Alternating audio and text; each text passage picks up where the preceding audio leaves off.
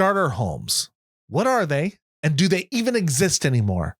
We're talking about that today on You're Buying a Home with Silas Lindenstein. You're buying a home. You're buying a home with Silas Lindenstein. Hello, everybody, and welcome to You're Buying a Home with Silas Lindenstein. I am your host, Silas Lindenstein. The starter home. I want to talk about the starter home today because I remember when I was much younger and I was looking to buy my first home, I would hear people talk about what a starter home was. And that's what we got. We got a 3-bedroom, 1-bath little rambler, had some age on it, but not too bad. It was a good place to start. Because as I was told, most people end up buying 3 or 4 homes in their lifetime. And so you got to pick that one to start and build some equity into that. And I've said on this podcast before that I kind of thought the starter home has maybe disappeared. But I'm rethinking that. I think instead we need to reframe what a starter home is, because they are still out there. It's just a different way of looking at them. And that's what we're going to talk about today. So welcome everybody. My name is Silas Lindenstein, your host. As I said, I'm a real estate agent in the Seattle, Washington area. But hey, if you're not from Seattle, stay on the line. Stay here. This podcast is still for you. I educate home buyers all over the nation about the best practices of buying a home. Things are a little different from state to state. They vary, but buying a home is buying a home. And we talk about those topics. The first 10 episodes are the meat and gravy. That's where you, is that right? Meat and gravy? Or is it mashed potatoes and gravy? Either way, the foundations of the home of the first 10 episodes, and then we're off from there. But today, I'm going to talk to you about the starter home. I've been thinking about this a lot as I've been going out with people, and I'm feeling a little despondent, to be completely honest. Getting a little sad because when I started in real estate just a little over 10 years ago, I really loved the idea that I was just helping the average person, somebody, manager in a restaurant and a teacher, game tester and a teacher. A lot of teachers I helped out. Buy a home, get their first home, their second, moving on, that kind of thing. And over the years, it feels like it's been more like, no offense to tech folks, I'm close to a tech folk, but it's been a lot more high paying jobs that people need, at least in this area, to buy homes. And it's starting to feel out of reach for a lot of folks. They just want to get a home, good home. They have good jobs. They're promised, get a good job, keep your head down, keep your nose clean. One day you're going to be able to buy a home. And it's seeming a lot harder. People are having to go further away from where they really want to be. I mean, that's always been the case a bit. Like when I first bought my home, I didn't really want to live in the suburb that I was. I'd love to have been downtown, but even then it was too priced out for me. It wasn't in my means. Me and my wife at the time, we just had normal jobs. Back then, buying was a lifestyle choice. You just were deciding whether you wanted to be do I want a home? Do I want to invest in this community, or do I want the freedom to just bounce around whenever? Or am I okay if my landlord decides to raise rent or just wants to rent it to someone else? Am I okay with that? It was about choice then. It was about how you wanted to live. And now it's almost like people aren't getting a choice, and that's sad. But here's some things that have changed. One reason that starter homes are not as readily available is it used to be people lived in a home, then they're tired of that home, or they wanted a new home, or they're going to move. And so they just put their house on the market. They like painted it, cleaned it up a little, and then they moved. They would sell it and go. And you'd move in there, and it would be in the shape that it is. If you wanted a fancy looking home, you had to go buy a new construction. That's how you got that kind of home. But somewhere, I don't know when it actually happened, but somewhere in the 90s, early 2000s, everyone started watching TV shows on TLC. And people started, in the age of the internet, right? People started getting more informed about how people can do things. People started learning how to flip a home, not just buy a home and flip it, but how to flip your own home. So now it's almost common practice that people are like, well, I want to get the most money for this house. Look at that house down the street that sold for a crazy god-awful amount of money. How do I get that? Oh, I have to have a kitchen as nice as that. So they live in the kitchen that was avocado green their whole time there.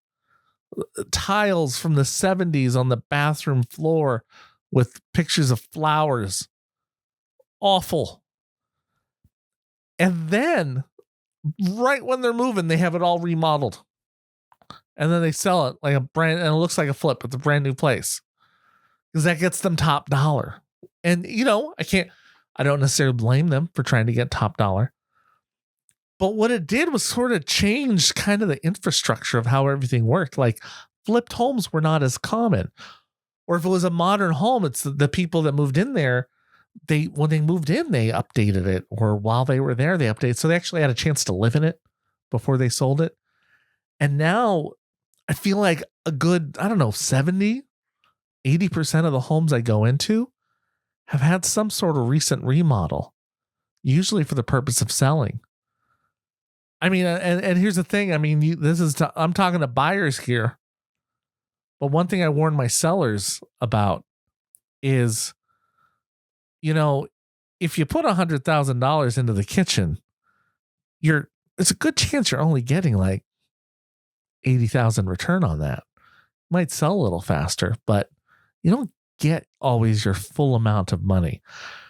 It might be 90% for kitchens, or it's 90% for bathrooms, something like that. How they do figure out the math, the experts. But you don't usually get the full cost back. So it's good for you to have actually lived into it and lived in it and enjoyed it. Unless you do the whole thing at a home. Let's talk about level up your home together. If you do the kitchen, you should do the bathroom, vice versa, and then slowly bring your home up to be the same degree of remodeledness throughout it. Because that's how you really increase the value. And mostly probably doing it yourself. Because the second you have to bring in a contractor, they are eating into a lot of your profits. So these homes are inflated in price, which didn't need to be. And so that makes it people with a lower income who are normally, and that's normally people going for their first home, have less money to buy with. Because you're not selling a home to get into this one. It's always easier, the second home, to buy. So that's one reason. So you've eliminated a lot of homes like that. The other thing that's happened is people touring these homes or seeing how much more they could get for a little bit more money. I feel like people are becoming a little pickier. Like they don't want the avocado linoleum or the avocado colored bathtub. They don't want it.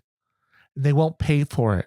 And they have this idea that I'm not going to pay $600,000 to bathe in the color avocado green. I just will not do that. So they refuse to buy it. So people then have to remodel to get people to sell it or to pay their price. So we've also done it to ourselves. We have less people willing to accept what I would call fixers. And not even a fixer, out of daters.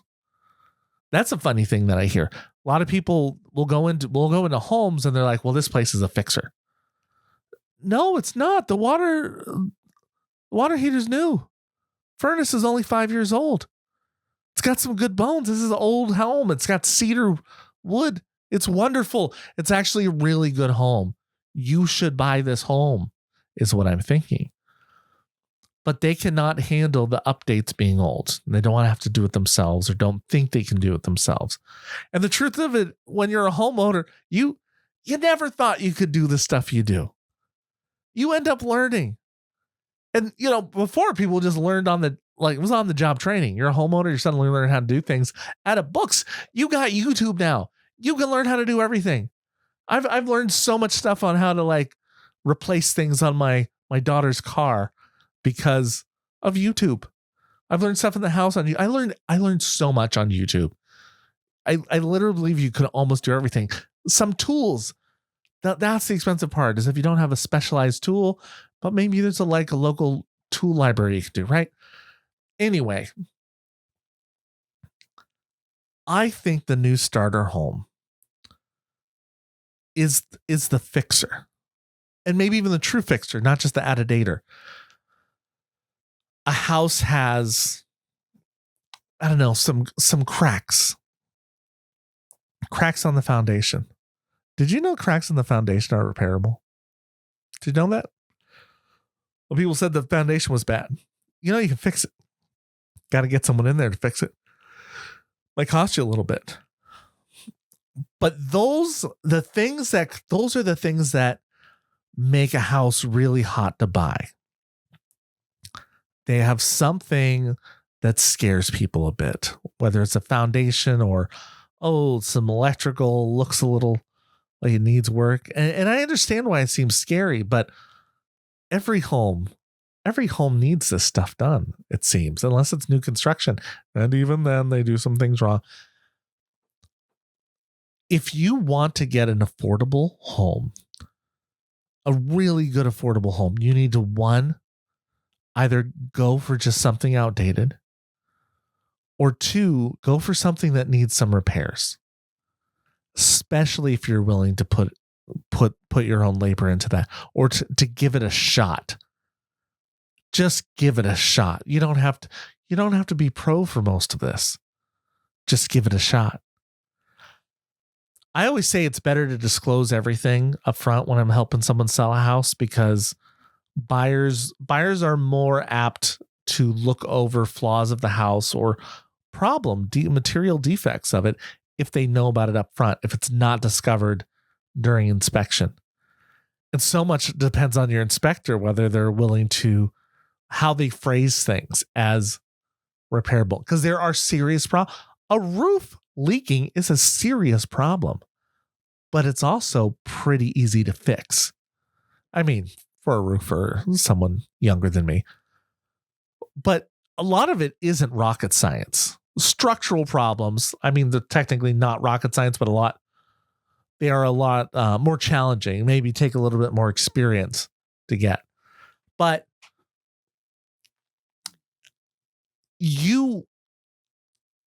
this is how you get the discount.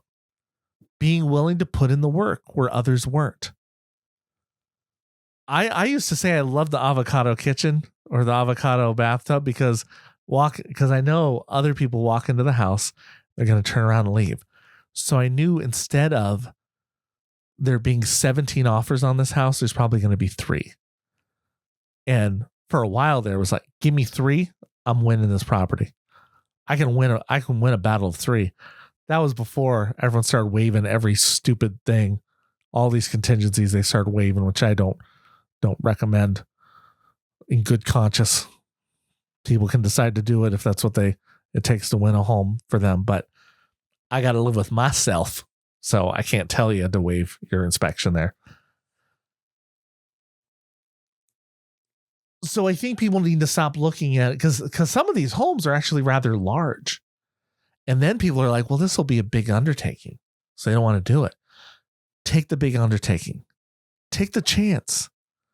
I'm not saying to buy a money pit. Do your investigation. But the new starter home is the home that you're willing to work on. It's not the 3-bed, 1-bath. It's the any size home that has problems. That you go in and it just smells like dog. And you're like, am I in a house or am I in Snoopy's house? That's what you got. That's a deal. That is a deal that that you should jump on. If the starter house is what you want. The starter house, because of that, is also going to build you equity quicker. Every time you do something to it, you're making it worth more. When it smells better, it's worth more. When it start updating the designs, it's worth more. Add a little square footage, it's worth a lot more. Because the problem with the newer homes, especially new construction, you can't do anything to increase value except for time. It's in the best condition you have, or that you could get. So you can't do anything to this bathroom. It's the best bathroom possible. The only thing you can do is add square footage if it's possible in your house. And the way they're building things now with putting 4 homes on a single lot, because the city has okayed it, people are losing yards, right? Yard space, or having no yards. So those alone are going to become valuable. But take the chance, is what I'm saying. Folks, is this helpful? Is that helpful to reframe it? The starter home has changed. We got to change with the times. I just hope you're willing, as you're shopping around the house, to go in there and say, we can change anything. The layout is probably the hardest. Location you can't change. Second thing is the layout, where you have to move walls. That's really important.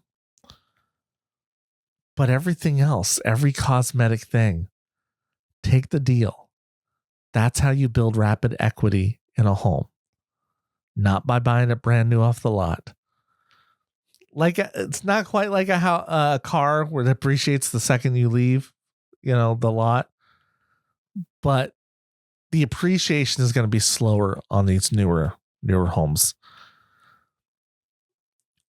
So once you got that starter home, then this new starter, you fix it up, then you can sell it and have a good down payment for your next home. The one that was a little more appealing, that you won't have to do the work for. Okay?